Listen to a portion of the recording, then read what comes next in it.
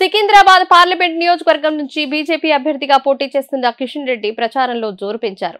సర్వేలన్నీ కూడా కిషన్ రెడ్డికి అనుకూలంగా ఉండడంతో భారీ మెజారిటీ కోసం జోరుగా ప్రచారం సాగిస్తున్నారు. ప్రచారంలో భాగంగా ఎంపీగా తాను చేసిన అభివృద్ధిని వివరిస్తూ గడిచిన 10 ఏళ్ల కాలంలో మోదీ ప్రభుత్వం దేశాన్ని ఎంతగా అభివృద్ధి చేసింది అనే విషయాలను వివరించడంతో పాటు మళ్లీ మోదీ ప్రధాని అయితే రాబోయే కాలంలో చేసే అభివృద్ధి మరియు సంక్షేమ కార్యక్రమాలను గురించి వివరిస్తూ ప్రచారం చేస్తున్నారు.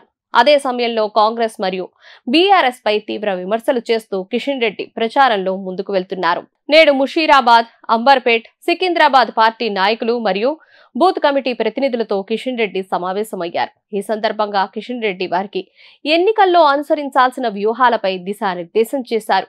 ఈ సందర్భంగా కిషన్ రెడ్డి మాట్లాడుతూ ప్రచారం తుది దశకు చేరుకొని ఎన్నికలు రాబోతున్న నేపథ్యంలో బూత్ కమిటీ ప్రతినిధులు అప్రమత్తంగా ఉండాలి.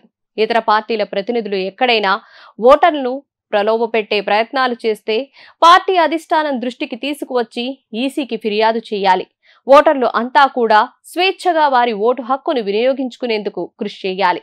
సికింద్రాబాద్ పార్లమెంటు స్థానంలో మరోసారి కమలం పార్టీ జెండా ఎగరబోతున్నదని, ఇందులో ఎవరికి ఎలాంటి సందేహం లేదన్నారు. ఉదయం నుంచి సాయంత్రం వరకు పోలింగ్ బూత్ పరిధిలోని కార్యకర్తలు 12 గంటల పాటు పనిచేయాలని, మీతో పాటు నేను పనిచేస్తానని అన్నారు. ఈ నెల 10న ఎల్బీ స్టేడియంలో జరిగే ప్రధాని మోదీ సభను విజయవంతం చేయాలని అన్నారు. ప్రతిరోజు 10 నుంచి 30 కుటుంబాలను ప్రతి బూత్ లో కార్యకర్త కలిసి వారికి మోదీ ప్రభుత్వ విజయాలను వివరించాలన్నారు.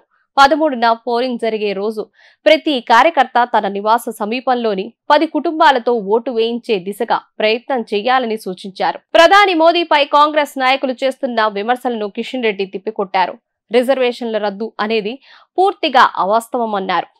అంబేద్కర్ స్ఫూర్తితోనే మోదీ పాలన సాగిస్తున్నారని కిషన్ రెడ్డి అన్నారు.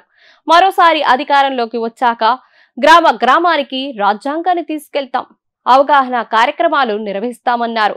సబ్కా సాత్ సబ్కా వికాస్ అనే నినాదంతో పనిచేస్తామన్నారు. దేశంలో గిరిజన ప్రాంతంలో ఇంకా కరెంటు లేని పరిస్థితి ఉందని, స్వాతంత్రం వచ్చాక కూడా చీకట్లో ఉండే వారిని గుర్తించి వారికి మేలు చేస్తున్నామని ఆయన తెలిపారు. దళిత సామాజిక వర్గాన్ని అభివృద్ధి చేయడం కోసం మోదీ ప్రభుత్వం పనిచేస్తోందని, ఎస్సీ వర్గీకరణకు కాంగ్రెస్ పార్టీనే ముందుందని కిషన్ రెడ్డి అన్నారు. ఇప్పుడు ఆపరేషన్ లేకుండానే మోకాళ్లకు ప్లాస్మా ట్రీట్మెంట్, మీ ఆర్థోపెడిక్ సమస్యలన్నిటికీ రోబోటిక్ టెక్నాలజీ ద్వారా తక్కువ ఖర్చుతో శాశ్వత పరిష్కారం, ఫ్రీ కన్సల్టేషన్, ప్రతి ట్రీట్మెంట్ పై 20% డిస్కౌంట్. ఈ ఆఫర్ కొద్ది రోజులు మాత్రమే, త్వరపడండి. V9 hospitals 9281465842.